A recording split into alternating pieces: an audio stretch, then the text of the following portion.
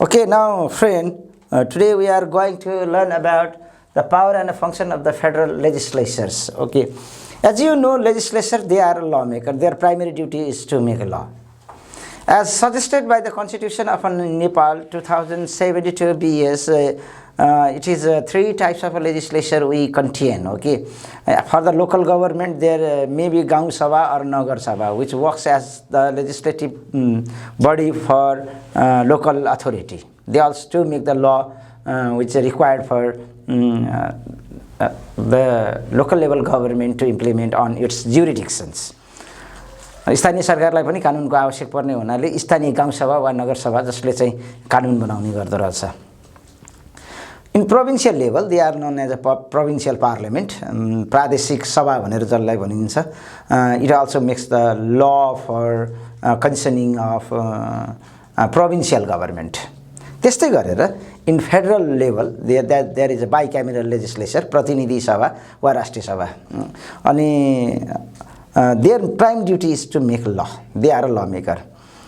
जुन law table गरिन्छ inside parliament, which comes under the discussion, that is known as a bill.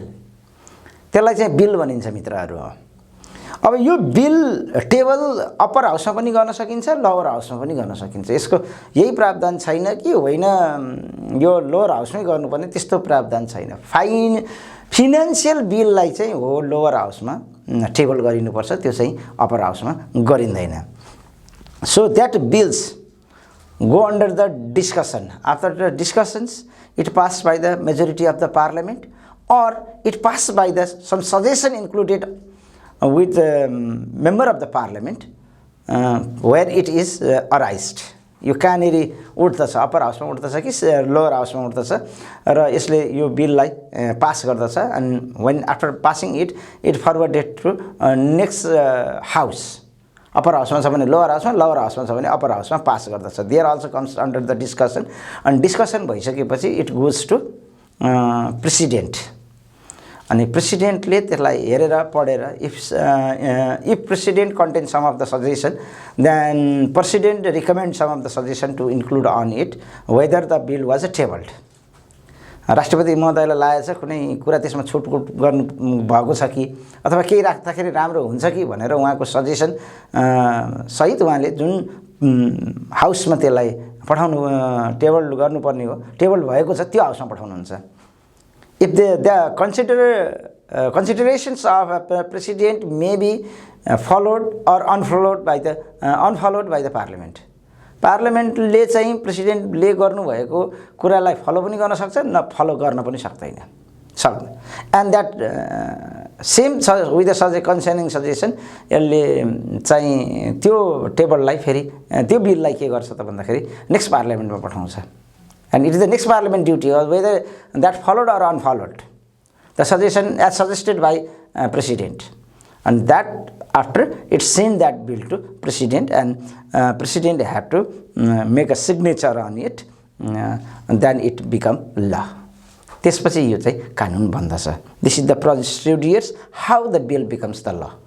यो चाहिँ त्यो प्रावधान हो जसरी चाहिँ बिल चाहिँ के हुन्छ त ल कानुन बन्दछ. Next, friend, if we see what is the next function of power of a legislature, then it is clearly mentioned amendment of the constitution. The constitution should go according to the time, tune of the time. At the time span away, and that will not go according to the time tuning, then that constitution is not followed by the people, wills of the people. जनताको चाहना अनुसार संविधान त्यो दस्तावेज हो जो परिवर्तनशील हुन्छ. It is the not letter written on milestone. माइलस्टोनमा त लेखेको शब्द होइन कन्स्टिट्युसन, होइन, पर टाइम सिचुएसन कन्टेक्स्ट अनुसार it have to change. So what ever change is required, अनि that change that constitution amendment is the procedure which is the work of legislative parliament of federal level. यो चाहिँ federal लेभलले मात्रै कन्स्टिट्युसनलाई हेरफेर गर्न सक्छ. तपाईको प्रोभिन्शियल लेभलले सक्दैन. प्रोभिन्शियल लेभलले त ल बनाउने हो रिगार्डिङ टु इट्स ओन ज्युरिडिक्सन. ल इज द्याट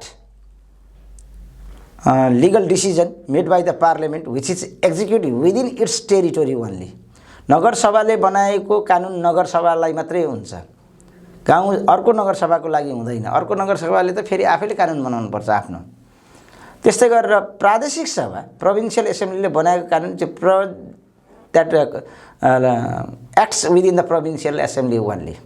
गण्डकी प्रदेशले बनाएको कानुन कर्णाली प्रदेशले नलागू गर्न सक्छ अथवा कर्णाली प्रदेशको हितमा नहुन सक्छ। So the law is executed within its jurisdiction wherever it has been made. नेपालको कानुन भारतमा त फलो हुँदैन, भारतको कानुन त नेपालमा फलो हुँदैन, because that law is made within the territory of the state. र त्यो कन्स्टिट्युसनलाई चाहिँ अकर्डिङ टु द टाइम अनुसारले के गर्नुपर्छ त चेन्ज गर्नुपर्छ। र यो कन्स्टिट्युसन चाहिँ चेन्ज गर्ने काम चाहिँ it is the concerning work of federal parliament, lower house and upper house. Upper house एक्लैले पनि सक्दैन, लोअर हाउस एक्लैले पनि सक्दैन। It is the combinedly effort of a lower house with the upper house with head of the state. राज्यको प्रमुखको पनि त्यहाँनिर के हुन्छ त हात हुन्छ। यो चाहिँ यो कानुन यसले पास गरिदियो यिनले मात्रै गरे होइन मित्रहरू, त्यो राज्यको हेडको पनि त्यसमा सहभागिता हुन्छ। हामी हेर्दा हेर्दै चाहिँ नोमिनल राष्ट्रपति भनेर करायौँ नि मित्र, होइन रहेछ। हेर्नुहोस् त, राज्यले बनाउने संविधानदेखि लिएर कानुनसम्म जुन कुरो हुन्छ त्यसमा सम्माननीय राष्ट्रपति महोदयको पनि उत्तिकै हात हुन्छ। अप्पर हाउसको मात्रै हुँदैन, लोअर हाउसको मात्रै हुँदैन। उहाँले आफ्नो सजेसन राख्न सक्नुहुन्छ, उहाँले त्यो बिललाई डिले गर्न सक्नुहुन्छ, उहाँले त्यो बिललाई क्विकली पास गर्न सक्नुहुन्छ। त्यो कुरो कति दिन ढिलो गर्न सक्नुहुन्छ, बडो रमाइलो कुरो। नेपालको संविधानमा त्यो कुरो लेखेकै छैन।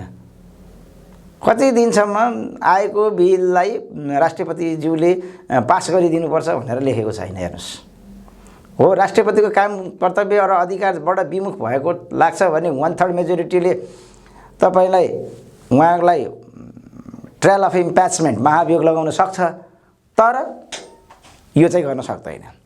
नाउ फिनान्सियल फङ्सन जति तपाईँ हेर्नुहुन्छ, यो फिनान्सियल फङ्सन, यो फिनान्स भन्नाले आर्थिक कुरा भइहाल्यो। यो मैले अघि नै भने फिनान्सियल बिल चाहिँ लोअर हाउसमा मात्रै रिप्रेजेन्ट गर्न पाइन्छ, यो चाहिँ अप्पर हाउसमा गएर रिप्रेजेन्ट हुँदैन। यसलाई तपाईँले अप्पर हाउसमा पेश गर्न सकिँदैन। फेरि यसलाई कसले पेश गर्दछ त भन्दाखेरि the financial minister had to represent inside it a parliament of both house. Upper house र लोअर हाउसको दुईटै को पार्लियामेन्टेरियनहरूलाई एकै ठाउँमा राखेर फिनान्स मिनिस्टरले यसलाई फिनान्सियल बिललाई प्रेजेन्ट गर्नुपर्दछ। That financial bill when it is pass by the majority of the both house and been sanction by president then it become the financial law. अनि बल्ल यो चाहिँ फिनान्सियल कानुन, आर्थिक कानुन हुन पुग्दछ, त्योभन्दा अगाडि हुँदैन। अब यसमा के हुन्छ त, कति ट्याक्स जनताबाट उठाउने, कति ट्याक्स जनतालाई छुट दिने, राष्ट्रिय नेसनल इन्कमका स्रोतहरू के हुन्छन्, कुन देशसँग ऋण लिने वा नलिने, यो सबै कुरोको डिसिजन चाहिँ के गर्दछ त भन्दाखेरि त्यो फिनान्सियल बिलले गर्दछ, which as a name of a budget which a finance minister represent inside the parliament, हैन। अब यहाँनिर एउटा के कुरो छ भन्दाखेरि government can not spend single penny without the consent of parliamentarian because legislature are known as the boss of a national revenue. उहाँहरू चाहिँ यसको के हो त भन्दाखेरि देशको मालिक उहाँ भएकोले मालिकको सहमति बिना अर्थमन्त्रीले 1 रुपैयाँ पनि पैसा खर्च गर्न पाउनुहुन्न भन्ने सिद्धान्तसँग यो के छ त प्रेरित छ। सो र उहाँले लिन पनि पाउनुहुन्न, हैन, मालिकसँग नसोधिकन त लिन पनि पाइएन। So the actually in democracy people are the supreme. So what ever money or whatever expenses made by the finance minister should be transparent through the people organization which is a legislature. Last but not the least, administrative function of a legislative body. Generally to manage, to run, to conduct it, the job of an executive, it is not job of legislature.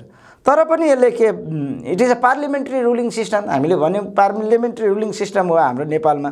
So in this system के गर्दो रहेछ त भन्दाखेरि लेजिस्लेचरले voice उठाउँदो रहेछ, जनताको voice पार्लियामेन्टमा उठाइसकेपछि to satisfy the parliamentarian it is the duty of concerning minister or prime minister, र जसको जवाब चाहिँ प्राइम मिनिस्टर वा मिनिस्टरले चाहिँ पार्लियामेन्टमा आएर दिनुपर्दछ and satisfy the public representative.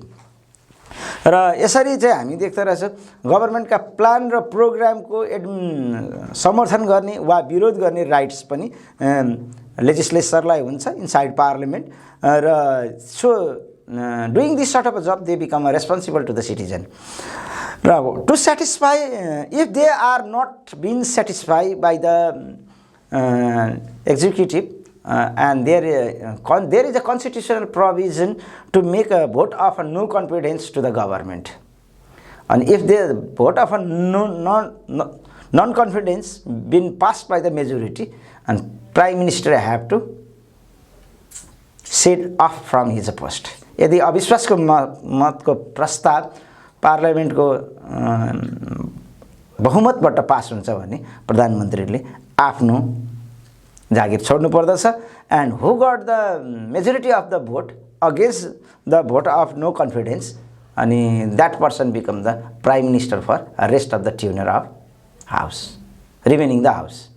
होइन, आजको दिनबाट त्यस्तो नहोस्, मैले सरापेको होइन, फेरि सरापी सुन्नु होला। आजको मितिबाट अविश्वासको प्रस्ताव पार्लियामेन्टमा दर्ता हुन्छ र त्यो पास हुन्छ भने खड्ग ओलीजी प्रधानमन्त्रीबाट मुक्त हुनुहुन्छ। अनि कसले त्यो प्रस्ताव हाल्यो त्यो व्यक्ति चाहिँ बाँकी समयको लागि 5 वर्षमा प्रतिनिधि सभाको निर्वाचन हुने हो, प्रतिनिधि सभाको बाँकी कार्यकालको निर्वाचन नहुन्जेलका लागि निज व्यक्ति चाहिँ प्रधानमन्त्रीमा नियुक्ति गरिने, राष्ट्रपतिबाट नियुक्ति हुने नेपालको संविधान 2072ले हामीलाई बताउँदछ। Thank you.